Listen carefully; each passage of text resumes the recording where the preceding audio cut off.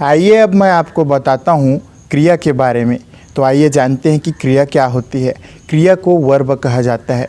तो सबसे पहले मैं बता दूं कि शब्द 4 प्रकार के होते हैं, जिसमें से तीसरा प्रकार होता है प्रयोग के आधार पर, और इसी तीसरे प्रकार के अंतर्गत कुल 8 प्रकार होते हैं, जिसमें से तीसरा प्रकार आता है क्रिया। तो आइए हम जानते हैं कि क्रिया की परिभाषा क्या होती है। वे शब्द जिससे किसी कार्य के करने या होने का बोध होता है उसे क्रिया कहा जाता है। उदाहरण के लिए सोना, चलना, रोना, खाना, या फिर इसी को ही हम कह सकते हैं सोता, चलता, रोता, खाता।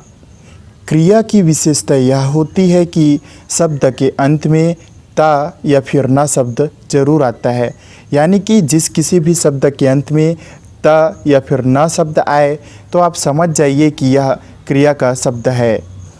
एक बार और क्रिया की परिभाषा देखिए। वे शब्द जिससे किसी कार्य के करने या होने का बोध होता है उसे क्रिया कहा जाता है। जैसे कि देख सकते हैं चलना, चलना से किस चीज़ का बोध हो रहा है कि चलने का। सोना, सोना से भी किस चीज़ का बोध हो रहा है कि वह सो रहा है। तो इस तरीके से जिन शब्दों से किसी कार्य के होने का बोध होता है उसे क्रिया कहा जाता है। कर्म के आधार पर क्रिया कुल 2 प्रकार के होते हैं। पहला है हमारा सकर्मक क्रिया और दूसरा है हमारा अकर्मक क्रिया। तो ये 2 प्रकार तो कर्म के आधार पर होते हैं, लेकिन रचना या प्रयोग के आधार पर क्रिया 13 प्रकार के होते हैं। तो आइए देखिए कौन कौन से 13 प्रकार होते हैं। पहला है संयुक्त क्रिया, दूसरा है नाम धातु क्रिया, तीसरा है प्रेरणार्थक क्रिया, चौथा है पूर्वकालिक क्रिया, पांचवा है मूल क्रिया, छठवां है नामिक क्रिया, सातवां है समस्त क्रिया, आठवां है सामान्य क्रिया, नौवां है सहायक क्रिया, 10वां है सजातीय क्रिया और 11 है विधि क्रिया, 12वां है समापिका क्रिया और 13वां है असमापिका क्रिया। तो इस तरीके से क्रिया रचना और भेद के आधार पर 13 प्रकार के होते हैं, लेकिन कार्य के आधार पर क्रिया 2 प्रकार के होते हैं, जिसमें पहला है सकर्मक क्रिया और दूसरा है अकर्मक क्रिया। अब हम बात करते हैं सकर्मक क्रिया के बारे में। सबसे पहले मैं आपको बता दूं कि क्रिया 2 प्रकार के होते हैं, पहला है सकर्मक और दूसरा है अकर्मक क्रिया। तो हम बात कर रहे हैं सकर्मक क्रिया के बारे में। तो आइए सबसे पहले देखते हैं कि सकर्मक क्रिया की परिभाषा क्या होती है। तो सबसे पहले मैं आपको बता दूं कि सकर्मक का यदि हम संधि विच्छेद करते हैं तो होता है सधन कर्मक, यानी कि कर्म सहित।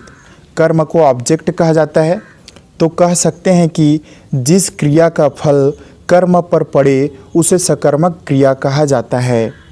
सकर्मक शब्द से ही समझ आ रहा है कि सधन कर्मक, यानी कि कर्म सहित, यानी कि जिस किसी भी हम वाक्य को बोलेंगे उसमें कर्म जरूर रहेगा। जैसे कि आइए एक उदाहरण देखते हैं। माली ने फूलों में पानी डाला, ये हमारा एक वाक्य है। इसमें माली क्या हो जाएगा? कर्ता, यानी कि सब्जेक्ट। फूलों और पानी ये दोनों क्या हो जाएंगे? ऑब्जेक्ट, यानी कि कर्म। और डाला, डाला मतलब डालना, ये क्या हो गया? हमारा क्रिया। तो इस वाक्य में वर्ब भी है, क्रिया भी है, कर्ता है, ऑब्जेक्ट कर्म है, यानी कि तीनों चीज़ हैं, ठीक है। लेकिन मुख्य रूप से इसमें क्या है? हमारा कर्म है। कर्म है, इस कारण यह हमारा हो जाएगा सकर्मक वाक्य, यानी कि यह सकर्मक क्रिया है। सकर्मक क्रिया कौन होगी? ये डाला। एक और वाक्य के उदाहरण से इसे समझ सकते हैं, जैसे कि शिक्षक पुस्तक पढ़ा रहा है। तो शिक्षक पुस्तक पढ़ा रहा है, इसमें हमारा कर्म क्या है? कर्म का मतलब होता है काम। तो इसमें क्या चीज़ का काम हो रहा है? पुस्तक पढ़ने का काम हो रहा है। पुस्तक को क्या किया जा रहा है? पढ़ा जा रहा है। तो इसमें कर्म हो जाएगा पुस्तक और क्रिया हो जाएगा पढ़ा। पढ़ा यानी कि पढ़ाना। तो इसमें भी हमारा कर्म मौजूद है, इसलिए यह हमारा हो रहा है सकर्मक क्रिया। कुछ वाक्य ऐसे होते हैं जिसमें कर्म मौजूद नहीं होते हैं, जैसे कि मैं जा रहा हूँ। अब इसी को यदि मैं बोल दूं कि मैं घूमने जा रहा हूं तो यहाँ पे कर्म है, ठीक है। लेकिन सिंपल मैं बोल रहा हूँ कि मैं जा रहा हूँ तो इस वाक्य में कर्म नहीं है। तो इस तरीके से जिस वाक्य में कर्म होता है उसे सकर्मक क्रिया कहा जाता है। सकर्मक क्रिया 2 प्रकार के होते हैं। पहला है एक कर्मक क्रिया और दूसरा है द्विकर्मक क्रिया। एक कर्मक क्रिया में सिर्फ एक ही कर्म होगा वाक्य में, और द्विकर्मक क्रिया में वाक्य में दो कर्म पाए जाते हैं। आइए मैं आपको बता दूं कि एक कर्मक सकर्मक क्रिया क्या होता है। ये तो सबसे पहले आइए देखते हैं कि एक कर्मक सकर्मक क्रिया की परिभाषा क्या होती है। जिस सकर्मक क्रियाओं के वाक्यों में केवल एक ही कर्म पाए जाते हैं उन्हें एक सकर्मक क्रिया कहा जाता है। इसके नाम से ही हमें समझ आ रहा है एक कर्मक अर्थात एक धन कर्मक, यानी कि एक कर्म से बना हुआ शब्द। तो जो शब्द एक कर्म से बनते हैं, जो वाक्य एक कर्म से बनते हैं, उन्हें एक कर्मक क्रिया कहा जाता है। आइए इसका उदाहरण देखते हैं। जैसे कि हमारा एक वाक्य है, राजा टीवी देख रहा है। तो इसमें राजा क्या देखने का काम कर रहा है? राजा टीवी देखने का काम कर रहा है। तो टीवी हमारा हो जाएगा कर्म। एक और वाक्य हम देखते हैं, जैसे कि वह झाड़ू लगा रही है। वह झाड़ू लगा रही है, तो वह क्या लगाने का काम कर रही है? तो उत्तर हो जाएगा झाड़ू, यानी कि वह झाड़ू लगाने का काम कर रही है। तो यहाँ पे ये जो झाड़ू शब्द है ये हो जाएगा हमारा कर्म। तो ऊपर के वाक्य में हम देख सकते हैं कि टीवी हमारा कर्म है, और नीचे के वाक्य में हम देख सकते हैं कि झाड़ू हमारा कर्म है। तो इस तरीके से इन दोनों वाक्यों में सिर्फ एक एक कर्म है। जैसे कि यदि हम इसी को बोल दें, ऊपर के वाक्य में हम बोल दें कि राजा टीवी देखते हुए मोबाइल चला रहा है, तो इसमें अब दो कर्म हो गए। राजा क्या क्या कर रहा है? तो टीवी भी देख रहा है, मोबाइल भी चला रहा है। तो इसमें दो कर्म हो गए। यदि दो कर्म, तीन कर्म या उससे ज़्यादा कर्म एक साथ आ जाते हैं तो वह एक कर्मक क्रिया नहीं कहलाता है। एक कर्मक क्रिया के वाक्यों में सिर्फ एक ही कर्म पाए जाते हैं। यदि हम दूसरा लाइन देखें कि वह झाड़ू लगा रही है, यदि इसी को हम बोल दें कि वह झाड़ू के साथ पोछा भी लगा रही है, तो इसमें एक साथ दो काम हो रहे हैं। क्या क्या काम? झाड़ू भी लगाना और पोछा भी लगाना, यानी कि दो काम। काम मतलब कर्म, दो कर्म एक साथ हो रहे हैं, झाड़ू और पोछा। तो इसमें दो कर्म मिल गए। लेकिन हमारे एक कर्मक क्रिया की परिभाषा क्या कहती है कि वाक्य में सिर्फ एक ही कर्म हो सकता है, इसलिए यह एक कर्मक क्रिया नहीं होगा, क्योंकि एक कर्मक क्रिया के वाक्यों में सिर्फ एक कर्म पाया जाता है। हमारे ये दोनों एग्जाम्पल को आप देख सकते हैं कि दोनों ही वाक्यों में सिर्फ एक एक कर्म यानी कि एक एक काम ही किए जा रहे हैं। तो सकर्मक क्रिया जो होता है वो खुद दो प्रकार का होता है, जिसमें पहला होता है एक कर्मक क्रिया और दूसरा होता है द्विकर्मक क्रिया। तो हम बात करने जा रहे हैं द्विकर्मक क्रिया के बारे में। तो आइए देखते हैं कि द्विकर्मक क्रिया की परिभाषा क्या होती है। जिस सकर्मक क्रिया वाले वाक्य में एक साथ दो दो कर्म होते हैं उसे द्विकर्मक क्रिया कहा जाता है। परिभाषा एक बार फिर देखेंगे। जिस सकर्मक क्रिया वाले वाक्यों में एक साथ दो दो कर्म पाए जाते हैं उसे द्विसकर्मक क्रिया कहा जाता है। इसका उदाहरण देख सकते हैं कि राजा टीवी देखते हुए मोबाइल चला रहा है। अब राजा क्या क्या काम कर रहा है? तो राजा दो काम कर रहा है। काम का मतलब कर्म होता है, यहाँ पे आप ध्यान रखिएगा। राजा कौन कौन से कर्म कर रहा है? तो राजा दो कर्म कर रहा है, टीवी भी देख रहा है, मोबाइल भी चला रहा है, यानी कि इस वाक्य में दो कर्म पाए जा रहे हैं। कौन कौन से कर्म? टीवी और मोबाइल। तो इस वाक्य में दो कर्म हैं, इसलिए इसे द्विकर्मक क्रिया कहा गया है। आइए अब हम एक और उदाहरण देखते हैं। जैसे कि वह झाड़ू और पोछा लगा रही है। वह झाड़ू और पोछा लगा रही है, तो वह क्या क्या काम कर रही है? तो वह झाड़ू और पोछा दो काम कर रही है। काम मतलब कर्म। इसमें कितने कर्म पाए जा रहे हैं? तो कौन कौन सा? झाड़ू और पोछा। यह तो मैं आपको एक एग्जाम्पल दे रहा हूँ सिखाने के लिए कि इस तरीके से होते हैं। तो देख सकते हैं कि इस वाक्य में दो कर्म पाए गए हैं। कौन कौन से कर्म? पहला कर्म है झाड़ू लगाने का और दूसरा कर्म है पोछा लगाने का। तो इस तरीके से होते हैं द्विकर्मक क्रिया। द्विकर्मक क्रिया का तात्पर्य है कि किसी भी वाक्य में दो कर्म एक साथ पाए जाते हैं। सबसे पहले आपको ध्यान देने वाली बात है कि ये कर्म क्या होता है, कर्ता क्या होता है, क्रिया क्या होती है, ये सब आपको पता होना चाहिए।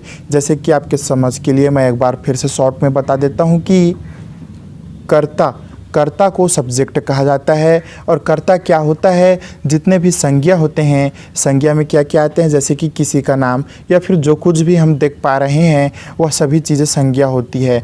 तो संज्ञा या फिर सर्वनाम को कर्ता कहा जाता है। और अब हम बात करते हैं कि कर्म क्या होता है। तो कर्म का सीधा सीधा अर्थ होता है काम से, कि वह क्या काम कर रहा है, वह जो कुछ भी काम कर रहा है, जो कुछ भी काम रिलेटेड है उसे कर्म कहा जाता है।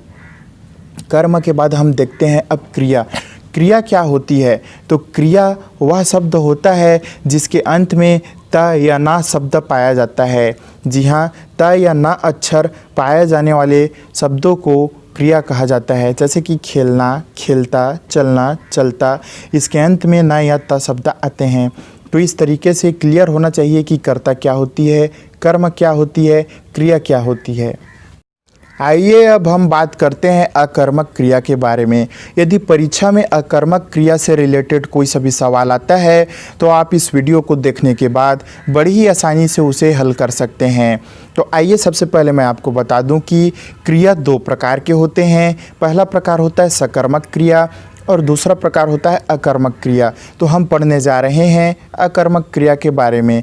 तो आइए सबसे पहले देखते हैं कि अकर्मक क्रिया की परिभाषा क्या होती है। तो अकर्मक क्रिया शब्द का संधि विच्छेद ही होता है अधन कर्मक, यानी कि कर्म के बिना, कर्म के रहित, यानी कि ऐसा वाक्य जिसमें कर्म ना हो।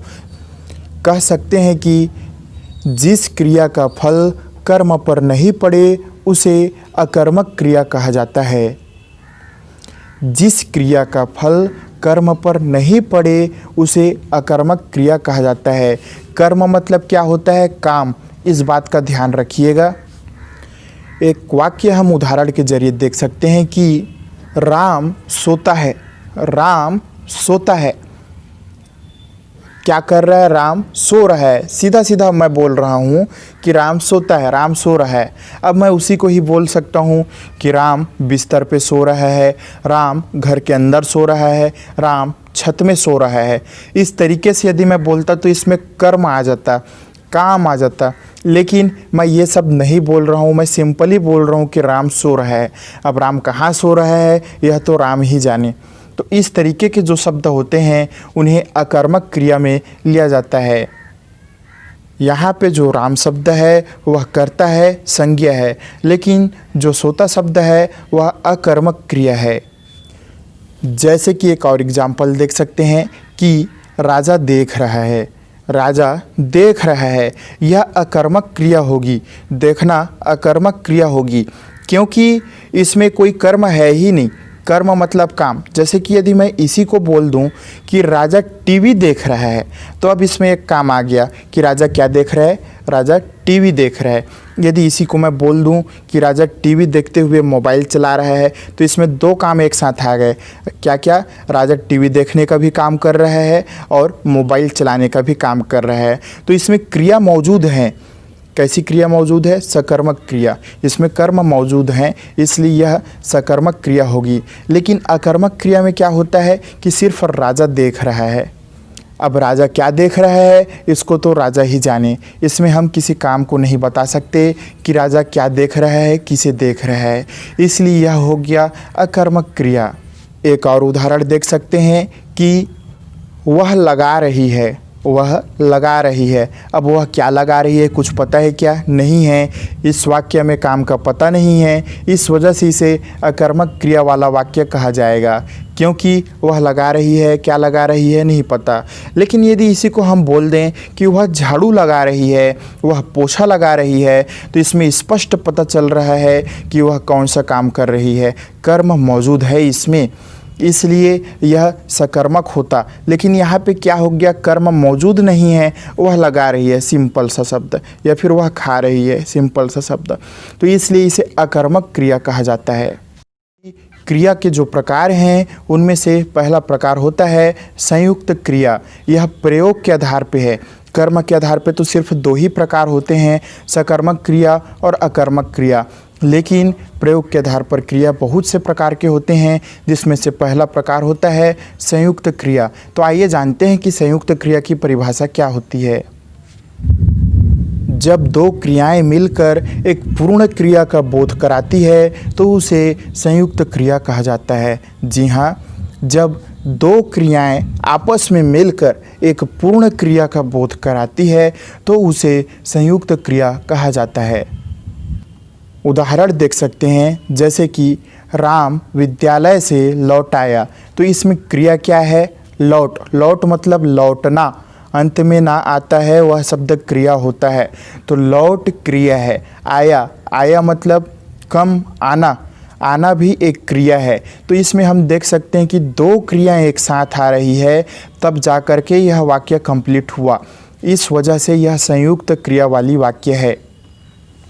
इसीलिए संयुक्त क्रिया की परिभाषा में कहा गया है कि जब दो क्रियाएं मिलकर एक पूर्ण क्रिया का बोध कराती है तो उसे संयुक्त क्रिया कहा जाता है। एक और उदाहरण से हम इसे समझ सकते हैं कि महेश रोने लगता है।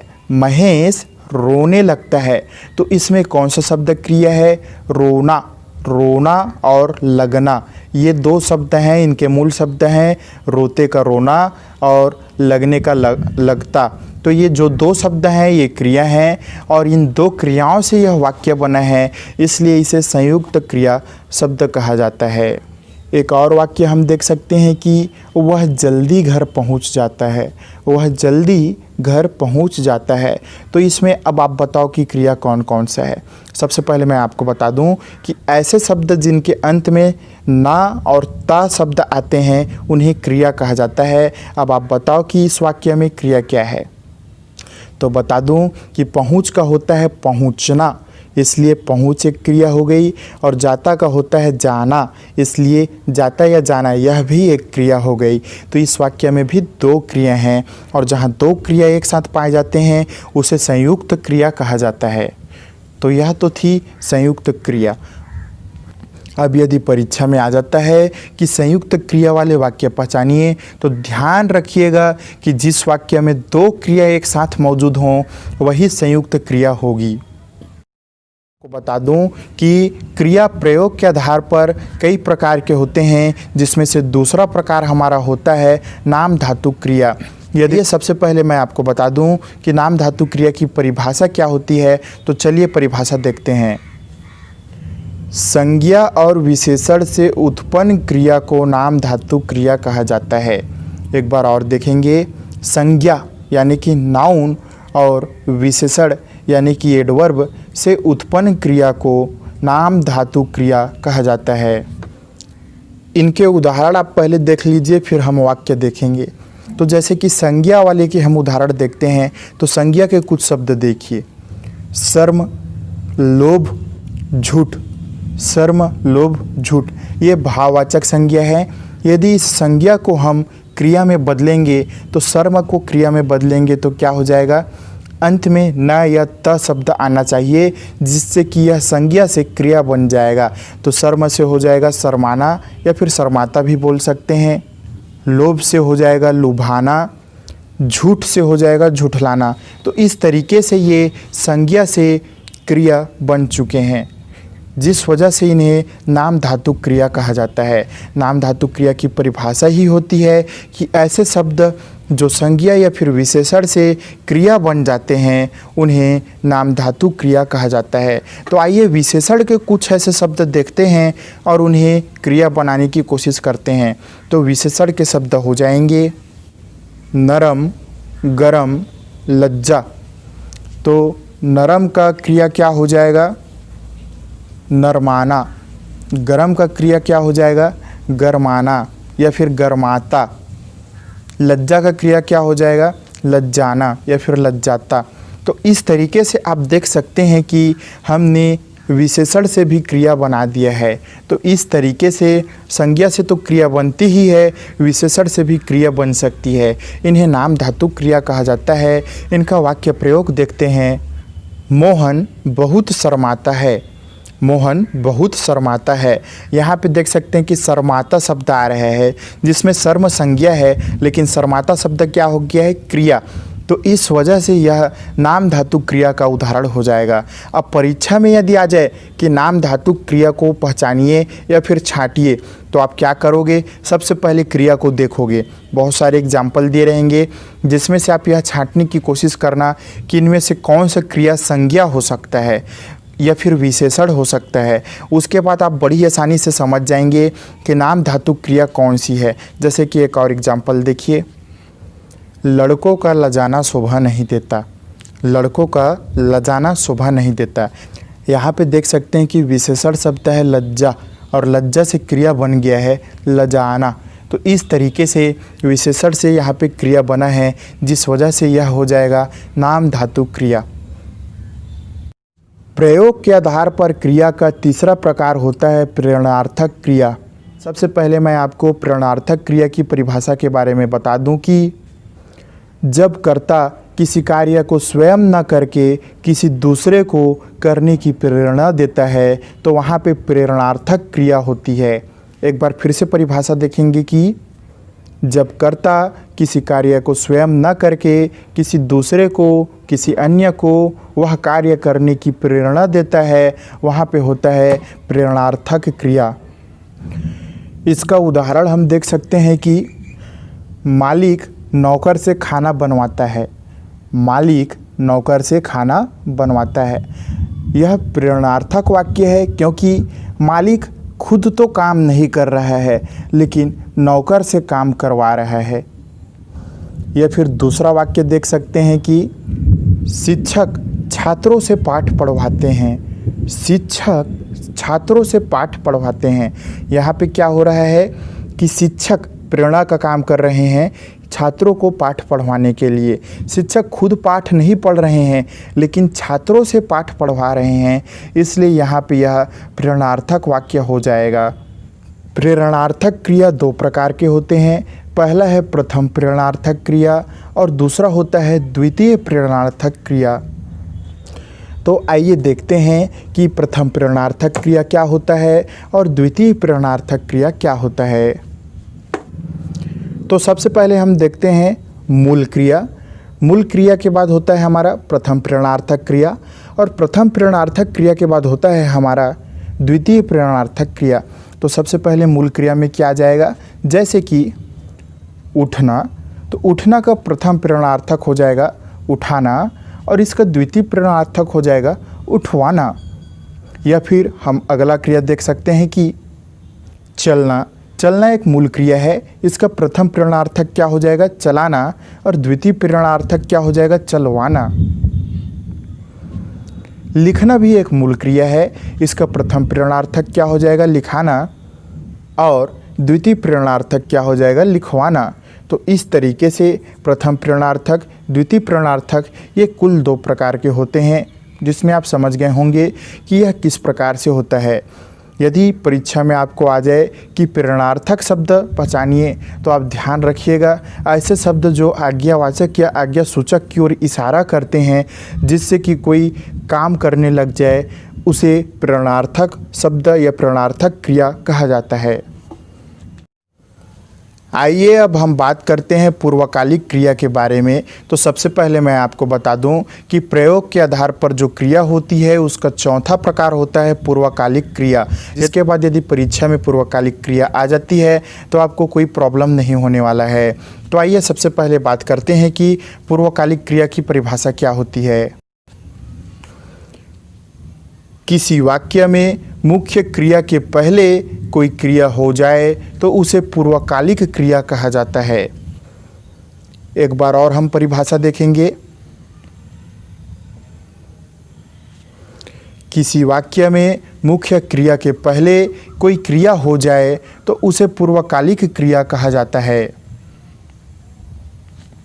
इसका संधि विच्छेद ही होता है पूर्वधन कालिक, यानी कि समय के पूर्व या फिर समय के पहले। तो हम एक उदाहरण देखते हैं। राम ने भागकर बस पकड़ी। जी हाँ, क्या है हमारा उदाहरण, राम ने भागकर बस पकड़ी। तो यहाँ पे आप देख सकते हैं कि मुख्य क्रिया पकड़ी के पहले पूर्वकालिक क्रिया है भागकर। एक बार फिर समझिएगा, मुख्य क्रिया पकड़ी के पहले पूर्वकालिक क्रिया है भाग कर। अब परिभाषा एक बार फिर से देखो।